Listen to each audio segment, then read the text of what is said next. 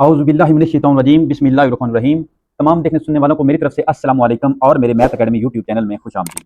अच्छा जी बच्चों, जैसा कि आपको पता है कि हम 9th और 10th दोनों क्लासेस की जो मैथमेटिक्स है उनको कंटिन्यू किए हुए हैं। तो आज की वीडियो में हम इंशाल्लाह जो चैप्टर नंबर 9 है इसके जो हमारे स्मार्ट सिलेबस के दौरान जो क्वेश्चन हमने स्लिप किए थे यानी स्किप किए थे वो हम आज करेंगे। और उसमें 9.1 जो एक्सरसाइज है इसका क्वेश्चन नंबर जो 8 और 9 है इसको हमने स्किप किया था। तो आज की वीडियो में हम क्वेश्चन नंबर 8 और जो 9 है इसको हम सॉल्व करेंगे, क्योंकि ये हमने उस वक्त स्किप कर दिए थे स्मार्ट सिलेबस के दौरान जो है। तो इससे पहले कि मैं इसको स्टार्ट करूं, जो मेरे चैनल पर फर्स्ट टाइम है वो जल्दी से मेरे चैनल को सब्सक्राइब करें, लाइक करें और शेयर करें ताकि तमाम जो वीडियोज हैं उनका नोटिफिकेशन आप तक पहुंचता रहे। तो चलते हैं जी क्वेश्चन के सोल्यूशन की तरफ। अच्छा जी, एक्सरसाइज 9.1 क्वेश्चन नंबर जो 8 है वो कह रहा है कि draw and isosceles trapezoid A B C D where A B parallel है सी डी के and A B greater than measurement C D. तो एक तो हमारे पास ये draw diagonals A C and B D intersecting at E. एक तो ये चीज जो है ए सी और बी डी जो है जो डायगोनल्स हैं वो हमने ड्रा करने हैं, एक ये चीज हमने फाइंड करनी है। दूसरी वो कह रहा है कि prove that triangle A B E similar to triangle C D E, यानी कि इनके डायगोनल बनाने से जो इनकी ट्राइंगल बनेंगी वो भी एक जैसी सिमिलर होंगी, एक जैसी होंगी। दूसरी ये चीज हमने करनी है। और तीसरा इसमें पार्ट ये है कि if measurement A B is equal to 8 centimetre, measurement C D is equal to 4 centimetre and measurement A E is equal to 3 centimetre, find the length of C E. हमने सी ई जो है इसकी length को find करना है। तो तीन चीजें हमने इसमें इस क्वेश्चन में हमने करनी है, यानी कि क्वेश्चन में तीन पार्ट्स हैं। तो सबसे पहले हम देख लेते हैं कि आइसोसेल्स ट्रेपेजॉइड क्या होती है। ये बेसिकली एक तो ये पैरेललोग्राम है, लेकिन इसमें ये ऐसी शक्ल है, इसके 4 साइड होती हैं। ये ऐसी शक्ल है, यानी कि एक स्पेशल ट्रेपेजॉइड होती है जो कि आइसोसेल्स होती है, उसमें जो दो साइड हमारे पास टू साइड वो पैरेलल होती हैं एक दूसरे के और टू साइड नॉन पैरेलल होती हैं। लेकिन इसमें जो टू साइड नॉन पैरेलल है उनकी जो लेंथ है वो इक्वल होती है। टू साइड जो नॉन पैरेलल है उनकी लेंथ इक्वल होती है और जो पैरेलल है वो उनकी जो साइड्स होती हैं वो इक्वल नहीं होती, लेकिन ये है कि वो पैरेलल होती हैं। ठीक है, यानी कि ये वाली साइड और ये वाली साइड ये पैरेलल है, लेकिन ये साइड ये जो साइड है ये छोटी है इसकी लेंथ और इसकी लेंथ जो है वो ज्यादा है। इन दोनों की लेंथ थोड़ी सी टेढ़ी सी बन गई है। ये जो लेंथ है ये लेंथ इक्वल है, लेकिन ये एक दूसरे के पैरेलल नहीं है। ये आइसोसेल्स ट्राइंगल है। ठीक हो गया जी। अच्छा जी, तो उसने क्या कहा, उसने कहा है कि ए बी जो है वो सी डी के पैरेलल है इसमें। तो हमारे पास ए बी ये हो गया और सी डी ये हो गया, यानी कि ये वाली साइड और ये वाली साइड एक दूसरे के क्या हो गया, पैरेलल हो गया। और इसमें सेकंड कंडीशन भी हो रही है कि जो ए बी है वो ग्रेटर है, यानी कि बड़ा है जो ए बी वाली जो साइड है वो सी डी से। सी डी हमारे पास छोटी साइड है और ए बी हमारे पास बड़ी साइड है। सेकंड कंडीशन उसने यही हमें बताई है। नेक्स्ट वो क्या कह रहा है, वो कह रहा है कि draw diagonals A C and B D. A C, A और सी, ये एक डायगोनल हमारा ये हो गया, ये थोड़ी सी टेढ़ी बनने की वजह से एक डायगोनल ये हो गया ए सी ये वाला, और एक डायगोनल जो है हमारे पास बी डी हो गया। उसने कहा इसको ड्रा करें और जिस पॉइंट पे ये इंटरसेक्ट कर रहे हैं उस पॉइंट को उसने क्या कहा है, वो पॉइंट हमारे पास ई पॉइंट है। अच्छा जी, पहली चीज तो हमने क्लियर कर ली, यानी कि एक आइसोसेल्स ट्रेपेजॉइड हम जो है उसकी हमने वो शक्ल बना के उसके बाद ए बी सी डी के पैरेलल भी है और ए बी जो है वो ग्रेटर है सी डी से। और उसके बाद हमने इसके जो डायगोनल हैं ए सी और बी डी वो ड्रा किए और एक इस पॉइंट को ई का नाम दिया जो कि इंटरसेक्टिंग पॉइंट है, जहां पर ये इंटरसेक्ट कर रहे हैं दोनों डायगोनल्स। तो नेक्स्ट वो क्या कह रहा है, वो कह रहा है कि prove that triangle A B E similar to triangle C D E. A B E कौन सी ट्राइंगल है, ए बी ई। एक ट्राइंगल ये वाली बन रही है ये वाली, और एक ट्राइंगल बन रही है ये वाली सी डी ई ये वाली। ठीक हो गया। वो कह रहा है कि ये दोनों सिमिलर हैं। नेक्स्ट हमने ये चीज प्रूव करनी है। अच्छा जी, तो नेक्स्ट हम क्या लिखेंगे, हमने क्या करना है, प्रूव करना है। हम लिखेंगे prove triangle A B E is similar to triangle C D E. ये चीज हमने प्रूव करनी है। सेकंड उसने यही हमें कहा हुआ है ना, ये हमने प्रूव करना है कि ट्राइंगल ए बी ई जो है वो सिमिलर है ट्राइंगल सी डी ई के। अच्छा जी, तो हमने कुछ कंडीशंस पढ़ी थी सिमिलर जो हैं वो ट्राइंगल जो हैं वो कैसे हो सकती हैं। उसके लिए हमारे पास एक कंडीशन थी कि अगर जो ट्राइंगल हमारे पास होंगी, ये जो फर्स्ट कंडीशन है आइडेंटिफिकेशन ऑफ सिमिलर ट्राइंगल्स, ये इसकी फर्स्ट कंडीशन हमारे पास क्या थी कि दो ट्राइंगल जो हैं वो सिमिलर होंगी अगर उनके हमारे पास जो एंगल हैं, तीनों के जो एंगल हैं वो अगर उन इक्वल हो जाएंगे तो हम ये कहेंगे कि दोनों ट्राइंगल्स क्या हैं, वो सिमिलर हैं। ठीक हो गया, इस कंडीशन को आपने माइंड में रखना है। अच्छा जी, तो नेक्स्ट हम क्या करेंगे, नेक्स्ट हम लिखेंगे कि द डायगनल्स ए सी, एक डायगनल हमारे पास क्या है, ये ए सी है, एंड बी डी, दूसरा हमारे पास क्या है, बी डी है, intersecting at E, E point पे ये इंटरसेक्ट कर रहा है। अच्छा, ई पॉइंट पे इंटरसेक्ट कर रहा है, अब हमारे पास क्या है, देखें तो हमारे पास जो ये वाला एंगल बन रहा है, इस ट्राइंगल का ये वाला एंगल है, जो ये ए बी ई जो ट्राइंगल है इसका ये वाला, और इसका ये वाला सी डी वाली जो ट्राइंगल है उसका ये वाला, ये दोनों क्या है, ये दोनों इक्वल हैं। कैसे इक्वल हैं, जब भी हमारे पास दो लाइन किसी एक पॉइंट पे ऐसे क्रॉस इंटरसेक्ट करती हैं तो जो ये ऑपोजिट जो एंगल होते हैं ये हमारे पास क्या होते हैं, ये इक्वल होते हैं। अब हम जो फर्स्ट है इस एंगल के बारे में ये लिखेंगे कि measurement angle A E B, जब इस तरह होता है, क्योंकि देखना इस जो ये वाली जो ट्राइंगल है इसका भी ये ई है और इस ट्राइंगल का भी ये ई है, इस वजह से इसको इसकी पहचान करेंगे हम बाकी इसकी जो साइड है, यानी कि ये जो इसको लिखकर, यानी कि ए ई बी का मतलब यहां पर ई है। ठीक है साथ, क्योंकि ये देखना ये साइन एंगल का लग गया, measurement angle A E B का मतलब है कि ई की बात हो रही है, जो ए बी वाली जो हमारे पास ट्राइंगल है इसके ई की बात हो रही है। तो ये क्या है, ये इक्वल है मेजरमेंट एंगल, ये जो सी डी वाला ई है, यानी कि इसको ई को सेंटर में रखेंगे, सी ई डी के, और ये इक्वल क्यों है, इसके साथ साथ रीजन लिखेंगे कि ऑपोजिट एंगल जो है ये हमारे पास क्या है, ऑपोजिट एंगल है, ऑपोजिट एंगल, क्योंकि ऑपोजिट एंगल्स है इस वजह से ये क्या है, ये हमारे पास इक्वल है। अच्छा जी, तो नेक्स्ट हमारे पास आ गया एंगल ए, यानी कि ये वाला एंगल, इसको डबल लाएंगे, यानी कि इसको सिंगल से किया, डबल का मतलब ये सेकंड वाला एंगल, ये वाला एंगल, और इधर से जो ये वाला एंगल है, ये दोनों इक्वल हैं। इक्वल कैसे हैं कि जब भी दो पैरेलल जो लाइंस होती हैं इस तरह, इन पे अगर कोई लाइन इंटरसेक्ट ऐसे करती है तो इसमें हमारे पास ये वाला एंगल और ये वाला जो एंगल है, अल्टरनेट एंगल क्या है, अल्टरनेट एंगल जो है ये हमारे पास क्या होंगे, इक्वल होंगे। तो अब हमारे पास क्या हो गया, मेजरमेंट एंगल ए और मेजरमेंट एंगल जो सी है ये भी हमारे पास इक्वल हो गए। मेजरमेंट एंगल ए इक्वल है मेजरमेंट एंगल सी के, और ये क्यों इक्वल हैं, अल्टरनेट एंगल है, अल्टरनेट एंगल्स। ठीक हो गया जी। नेक्स्ट हमारे पास आ गया जी ये वाला, यानी इसका ये तीसरा एंगल और इस ट्राइंगल का तीसरा एंगल। ठीक हो गया, तो ये भी सेम है, अल्टरनेट, इसकी भी क्या हमारे पास है, ये भी अल्टरनेट एंगल है, तो ये भी हमारे पास सेम होंगे, यानी कि measurement angle B is equal to measurement angle D. तो ये भी हमारे पास क्या आ गया, ये क्यों इक्वल है, क्योंकि ये अल्टरनेट एंगल्स हैं, अल्टरनेट एंगल। अच्छा जी, तो हमारे पास क्या है, दोनों ट्राइंगल जो हैं उनका ये, इस एक ट्राइंगल का ए बी और ई, दूसरी ट्राइंगल का सी डी और ई जो है ये हमारे पास इक्वल हो गए हैं। तो हम यहां पर लिख सकते हैं next, as the corresponding angles are equal, so triangle ABE similar, क्या है, सिमिलर है किसके, ट्राइंगल CDE के।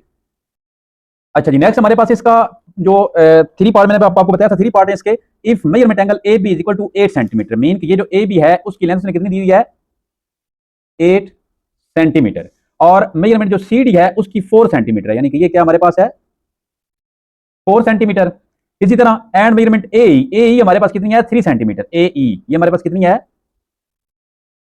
3 सेंटीमीटर। और find the length of C ई, ये हमने ये लेंथ यानी कि सी ई जो है ये हमने फाइंड करनी है। अच्छा जी, तो हमने क्या करना है, ये वाली जो साइड है इसको हमने फाइंड करना है। तो इसके लिए हम क्या करेंगे, हमें क्योंकि अभी पता है, हमने अभी ये प्रूव किया है कि ट्राइंगल ए बी ई जो है वो सिमिलर है ट्राइंगल सी डी ई के, तो हम क्या करेंगे, हम यही लिखेंगे यहां पर, इसका नेक्स्ट जो है, as triangle A B E similar triangle C D E, तो the ratio of corresponding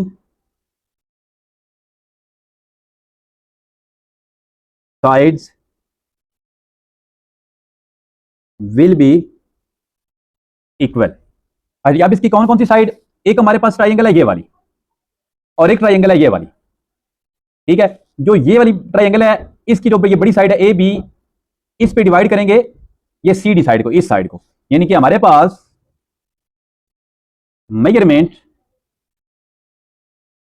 A B divide by measurement C D, और ये इक्वल होगा किसके, ये जो सेकंड ए ई जो है इसको डिवाइड करवाएंगे सी ई पे, ठीक हो गया।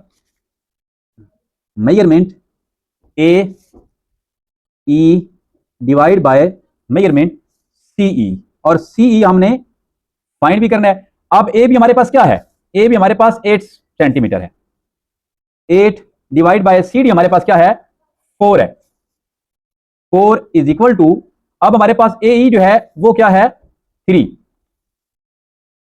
डिवाइड बाय सी ई जो है वो हमने फाइंड करना है, मेजरमेंट सी ई, ये चीज हमने फाइंड करनी है, ये जो साइड है। अच्छा जी, अब क्रॉस मल्टीप्लाई करें, जब क्रॉस मल्टीप्लाई करेंगे तो measurement C E multiply 8 is equal to 4 multiply 3। अब मेजरमेंट सी ई जो है ये इसी साइड पे रहेगा, 4 3 आर 12 डिवाइड बाय 8, तो 4 2 आर 8, 4 3 आर 12, तो इसको जब हम डिवाइड करेंगे तो हमारे पास मेजरमेंट जो सी ई है वो हमारे पास क्या आ जाएगी 1.5 सेंटीमीटर। तो ये हमने तीसरे पार्ट में ये चीज हमने फाइंड करनी थी। तो मैं एक मरतबा दोबारा से सवाल को रिवाइज कर देता हूं ताकि आपको कुछ समझ आए। हमारे पास इस ये क्वेश्चन था, क्वेश्चन नंबर 8, कि draw an isosceles trapezoid A B C D where A B parallel C D and A B greater than measurement C D. तो draw diagonals A C and B D intersecting at E. पहला हमारे पास part ये था, हमने क्या किया, हमने isosceles trapezoid हमने ड्रा की जिसमें ए बी और सी डी जो है ये पैरेलल है, लेकिन सी डी जो है वो हमारे पास छोटी लेंथ है और बे भी हमारे पास बड़ी लेंथ है, ठीक है। और मैंने आपको बताया था कि आइसोसेलेस ट्रेपेजॉइड में हमारे पास टू साइड जो है वो नॉन पैरेलल होती हैं, लेकिन वो इक्वल होती हैं, उनकी जो लेंथ है वो हमारे पास इक्वल होती है, और जो टू साइड है वो पैरेलल होती हैं लेकिन उनकी लेंथ जो है वो इक्वल नहीं होती। तो उसके बाद हमने क्या किया, दूसरे का डायगोनल ए सी डायगोनल हमने ये वाला बनाया, बी डी डायगोनल हमने ये वाला बनाया, और ये पॉइंट ई पर इसने इंटरसेक्ट किया। एक चीज हमने ये कर दी, फिर उसने कहा कि प्रूव करें कि ट्राइंगल ये जो ए बी ई बन रही है ये ट्राइंगल सी डी इसके सिमिलर है, यानी कि ये वाली जो ट्राइंगल है ये इस ट्राइंगल के सिमिलर है। तो उसके लिए मैंने आपको कहा था कि हमारे पास फर्स्ट कंडीशन ये है कि अगर तीनों जो एंगल्स हैं, दोनों ट्राइंगल्स के तीनों एंगल्स जो हैं वो अगर इक्वल हो तो हम कह सकते हैं कि ये सिमिलर है। तो उसके लिए हमने क्या किया, हमने ये देखा कि ए सी और बी डी जो है ये इंटरसेक्ट कर रहे हैं ई पॉइंट पर, ठीक है। तो यहां पर हमारे पास क्या आ गया, जो इसका ई है इस ट्राइंगल का, जो इस दूसरी ट्राइंगल के जो ई है उसके इक्वल है, क्योंकि ऑपोजिट एंगल है, क्या हमारे पास है ऑपोजिट एंगल, यानी कि ये देखें ना, ये एक दूसरे को इंटरसेक्ट कर रहे हैं ई पॉइंट पे क्रॉस करने से ऐसे। तो ये ऑपोजिट एंगल होने की वजह से ये क्या है, ऑपोजिट एंगल इक्वल होते हैं, तो इस वजह से ये ऑपोजिट एंगल होने की वजह से ये दोनों क्या हैं, ये इक्वल है। दूसरी कंडीशन हमारे पास ये मेजरमेंट एंगल ए और मेजरमेंट एंगल सी जो है ये अल्टरनेट एंगल हैं। जब भी दो पैरेलल लाइन पे एक ऊपर लाइन हम ऐसे इंटरसेक्ट करवाते हैं दो लाइंस पे, तो जो हमारे पास अल्टरनेट एंगल होते हैं वो इक्वल होते हैं। तो बाकी दो एंगल के लिए ये कंडीशन थी, तो इससे हमने ये साबित कर दिया कि दोनों ट्राइंगल जो क्या हैं ये सिमिलर हैं। अब ये चीज हमारे पास पहले प्रूव हो चुकी थी कि ये सिमिलर है, तो उसने हमें तीन साइड्स दी हुई थी, यानी कि एक साइड उसने ए बी दी हुई इस ट्राइंगल की, और इसी ट्राइंगल की ए दी हुई, दूसरी ट्राइंगल की उसने सी डी एक साइड दी हुई थी, और दूसरी साइड उसने कहा था फाइंड करनी है। तो हमने सिमिलर ट्राइंगल जो है इसका यूज करते हुए, यानी कि इनकी जो करस्पॉन्डिंग साइड है वो भी इक्वल होंगी अगर ये सिमिलर है तो उस लिहाज से हमने क्या किया, मेजरमेंट एंगल ए बी जो है उसको सी डी के इक्वल किया और इसके ए ई को सी ई के इक्वल किया, और यहां से हमने सी ई की वैल्यू जो उसको फाइंड कर लिया। अब हम चलते हैं क्वेश्चन नंबर 8 की तरफ। नेक्स्ट हमारे पास है क्वेश्चन नंबर 9, वो कह रहा है कि a regular dodecagon has its side length decreased by a factor of 1/2 का square root. If the perimeter of the original Dedecagon is 72 centimeter, what is the side length of scale Dedecagon? ये Dedecagon जो है वो क्या होती है, ये 12 side जो है ये एक हमारे पास पॉलीगॉन होती है, यानी कि 12 साइडेड जो पॉलीगॉन है उसको हम क्या कहते हैं, Dedecagon कहते हैं, ठीक हो गया। अच्छा जी, तो उसने हमें कहा हुआ है, सबसे पहले हम क्या देखेंगे, if the perimeter of original Dedecagon is 72 centimetre, हम सबसे पहले लिखेंगे perimeter of the original Dedecagon is equal to 72 centimetre. Dedecagon जो है, मैं थोड़ा सा बता, एग्जैक्ट तो नहीं बनेगी ये इस तरह से 2 3 4 5 6 7 8 9, 10, 11, 12, मतलब ये इस तरह इसके 12 साइड जो है ना इस तरह करके, यानी कि इस तरह करके इस तरह से इसकी टोटल कितनी 12 साइड जो हैं वो बनेंगी। अच्छा, ये तो जो ओरिजिनल डोडिकागोन है उसकी पैरामीटर की मतलब ओरिजिनल लेंथ है, यानी कि 72 है। मीन के जो इसकी 12 साइड हैं उनको ऐड करने के बाद हमारे पास क्या है 72 सेंटीमीटर है। तो इसके लिए हम क्या करेंगे, सबसे पहले तो इसकी जो ओरिजिनल वन साइड है उसकी लेंथ हम फाइंड करेंगे। तो हम क्या लिखेंगे, side length of the original dodecagon, ये हमने फाइंड करनी है। क्योंकि इसकी जो साइड हैं वो हमारे पास टोटल कितनी है 12 में, तो 72 को हम क्या करेंगे 12 पे डिवाइड करेंगे तो हमारे पास जो वन साइड है उसकी लेंथ आ जाएगी। तो हम क्या करेंगे 72 डिवाइड बाय 12, ये हमारे पास क्या आ गया 6। वन साइड हमारे पास किसकी क्या आ गई 6 सेंटीमीटर। अच्छा, तो अब हम आते हैं हम अपने जो हमने जो चीज फाइंड करनी है हम लिखेंगे scaling side length of scaled डोडिकागोन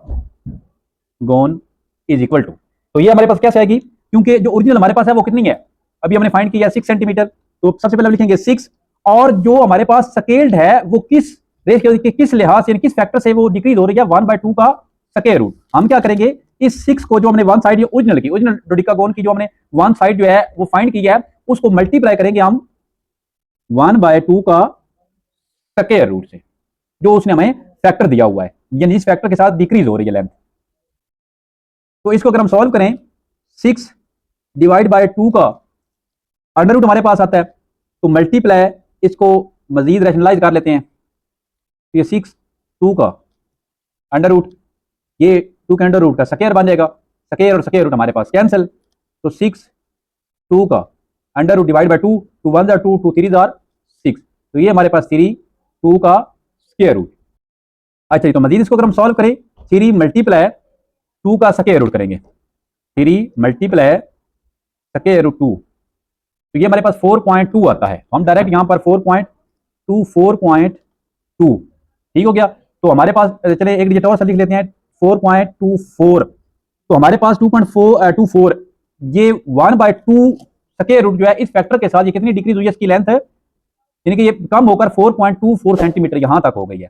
तो ये हमने फाइंड करनी थी।